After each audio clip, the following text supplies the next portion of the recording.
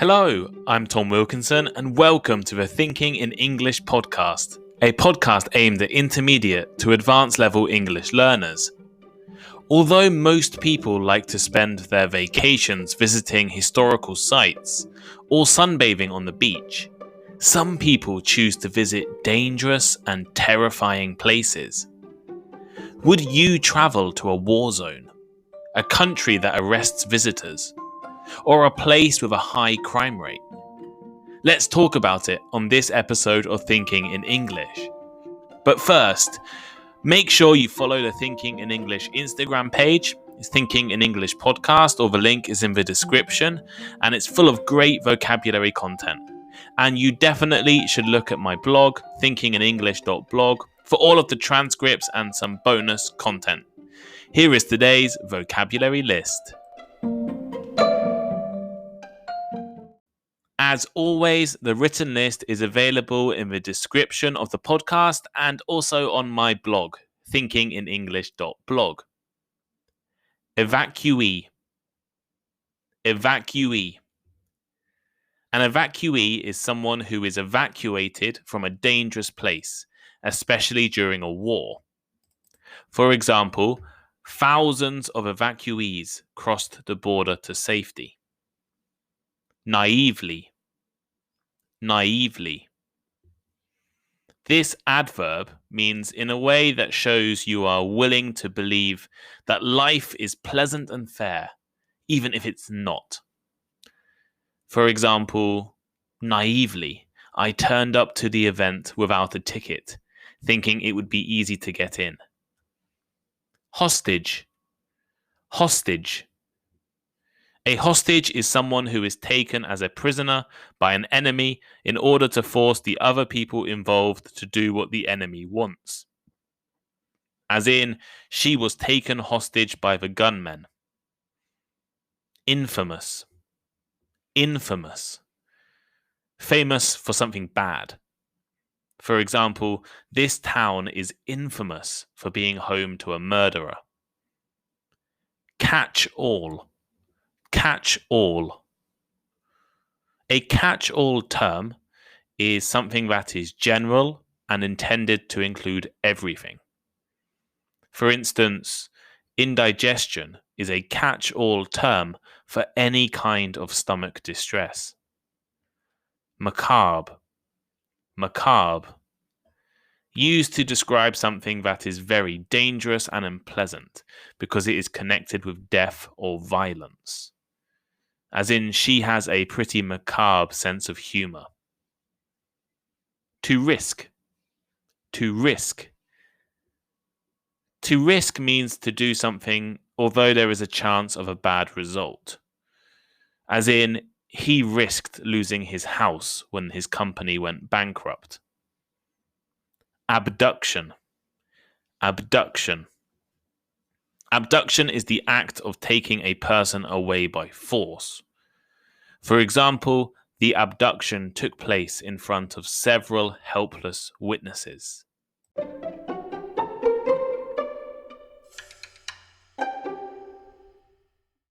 The news cycle for the last 2 weeks has been dominated by the tragic events of Afghanistan and Western countries' attempts to evacuate their citizens and refugees.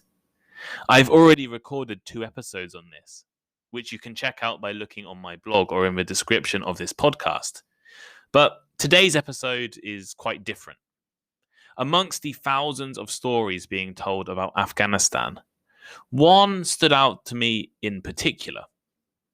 Miles Routledge, a 21-year-old university student from the UK, was evacuated from Afghanistan along with thousands of other people. However, unlike most of the other evacuees, Miles was not a diplomat, security contractor, soldier, charity worker, or a dual citizen of the UK and Afghanistan. Nor was he a refugee. Instead, he was a tourist. While most people choose to vacation by the beach or go sightseeing in developed cities, he chose to visit Afghanistan because he enjoys dark and extreme tourism. In fact, he chose to visit Kabul after searching online for the most dangerous cities to visit. Now, this is the opposite of what most people do. Although it was clear the Taliban was growing stronger and the USA had already announced its intention to leave the country, he still naively traveled to one of the most dangerous places on the planet.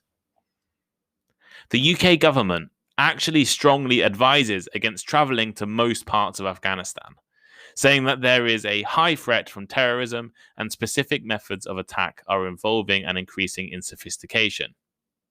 Well, actually, I should say now they completely advise against any travel to Afghanistan. But this was the advice when Miles Routledge decided to travel. And at the time he decided to travel, the US State Department warned that there was a risk of kidnapping, hostage taking, military combat operations, landmines, banditry, armed rivalry between political and tribal groups, militant attacks, direct and indirect fire, suicide bombings, and insurgent attacks, including attacks using vehicle-borne or other improvised explosive devices. And that is a direct quote from their website. So, doesn't sound like the safest or the nicest place to visit, right? He is not the first or only tourist to choose international danger zones as their travel destination, and then find themselves in a serious problem. Another British citizen, YouTube vlogger Jolie King, was arrested in Iran in 2019 for flying a drone in the capital Tehran. She was kept in an infamous prison where prisoners are said to be abused, electrocuted, and beaten. In 2010, another British tourist called Andrew Barber was accused of spying by Iran and spent 58 days in that same prison. What did he do wrong? Well, he took a picture of a sunset. Well, actually, a sunrise. And unfortunately, that sunrise was close to a power plant. And when the police checked his documentation, they found that he had previously worked in Iraq, which is a regional rival of Iran. Why do people travel to such dangerous places? Well, we need to talk about a few different types of tourism. This kind of tourism can be called dark tourism, or more specifically, danger tourism. Now, I'm going to try and explain the difference between the two. And most people who like dark tourism would say that danger tourism is completely different. But I've decided to talk about them together because if you were to read a newspaper or a magazine or any kind of article, they tend to, describe people traveling to Afghanistan as dark tourists.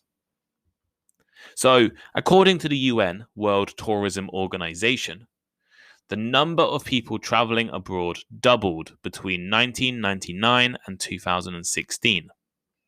Although most people choose a more traditional or typical location for a vacation, this does not appeal to everyone.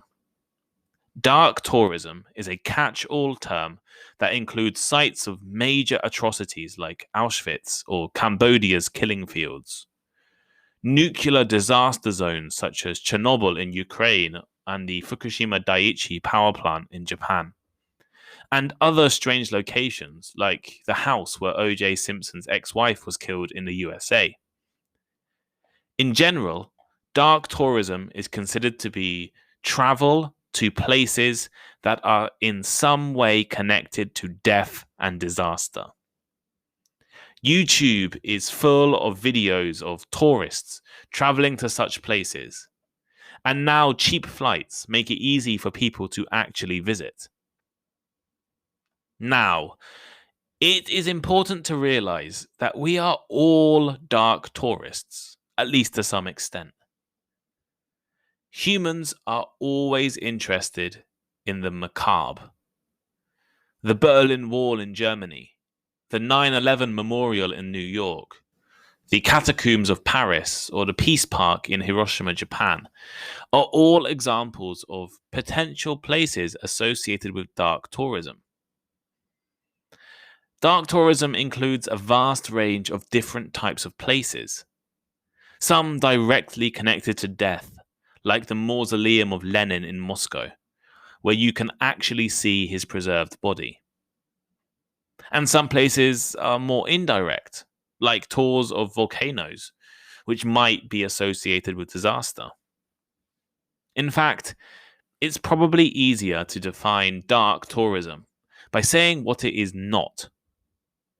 Mainstream tourist activities like sunbathing, sports activities, and most museums and art galleries are not included in dark tourism. Unless, of course, they include some kind of dark element.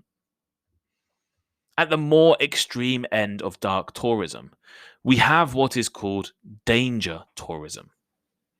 Unlike normal dark tourism, where people choose to visit places connected to danger, but are not actually risking themselves, such as visiting the ruins of Pompeii in Italy, danger tourists actively choose to risk their lives, their health, and their freedom for their own enjoyment. Places like the Road of Death, real name North Youngest Road, in Bolivia, or Mount Hua in China, are incredibly dangerous, but still attract numerous travelers who want to experience the danger. The Road of Death has been in quite a few TV shows as well. And it's called the Road of Death because hundreds of people have died on this incredibly narrow road high up in the mountains. And Mount Hua is similar, although it's a path where you walk. But again, it's very, very narrow and high up in the mountains. Swimming with sharks, running with bulls, skiing down active volcanoes. The way people have fun and enjoy themselves is changing and becoming more dangerous. What we are talking about with Miles Routledge is the most extreme form of danger tourism, traveling into an active war zone. Similar are people who travel to places known for high risks of abductions for foreigners, like Afghanistan, areas with other terrifyingly high crime risks, like parts of Brazil's big cities or certain parts of Africa, or countries known to target and arrest foreign visitors, such as North Korea and Iran. Many enthusiasts of dark tourism believe that there is an important distinction between dark tourist activities, like visiting Auschwitz, and danger tourism, like visiting Kabul in the middle of the Taliban's takeover. Danger tourism made headlines around the world in 2016 when US tourist Otto Warmbier was jailed in North Korea for stealing a propaganda poster. He was eventually released by the country after suffering a severe neurological injury while in prison, and he passed away in 2017 due to his injuries. Why do people want to travel to clearly dangerous places? Well, there are a few reasons, and everyone is different, so everyone has different reasons. Some people want to visit a society completely opposite to the one they live in, like North Korea's totalitarian state, where you can see strange, organized parades and dances, or posters showing US soldiers killing children, right? These kinds of things you find in North Korea and nowhere else. People are also attracted by places described as mysterious, hostile, forbidden, and even dangerous. On YouTube, I can't remember the YouTuber's name, but I watched a video a few years ago of someone trying to travel to every country in the world. And some places, especially in Central Asia or in Central Africa, are really, really difficult to visit. They don't want people to visit. And I guess the fact that these countries don't want tourists makes some people really curious. Why? Why do they not want tourists? Other people are driven to travel to dangerous locations for education or learning. So I know a few people who have actually traveled to North Korea in the past. I think I know more than most people would. And almost all of these people were motivated by the fact we don't know much about that country in the West. And what we do know is from probably a little biased TV shows or books. So here is today's final thought. This episode has tried to introduce the concepts of dark and danger tourism. While most of us choose to spend our vacation in safe places and go sightseeing in established locations, some people are different. Some people actively seek out dangerous locations that most of us would choose to avoid if possible. And I think it's important to distinguish between dark and danger tourism. While dark tourists are interested in places connected to death or danger tourists choose to risk their safety and even their lives. Have you ever traveled to a dangerous place? Would you like to visit somewhere like Afghanistan or North Korea? I'm aware that I have listeners from all over the world, including quite a few people from Iran. I've mentioned Iran a few times as a dangerous place for tourists, but is this true? Do you think it is wrong to describe an entire country as dangerous? What do you think?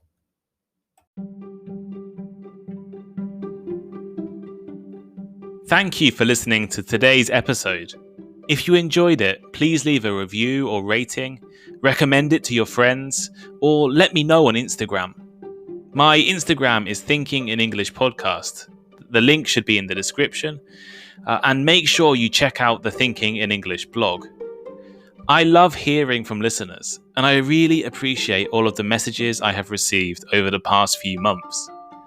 Feel free to send me a message or give me some advice or recommend a topic. Have a great day, and I'll see you next time.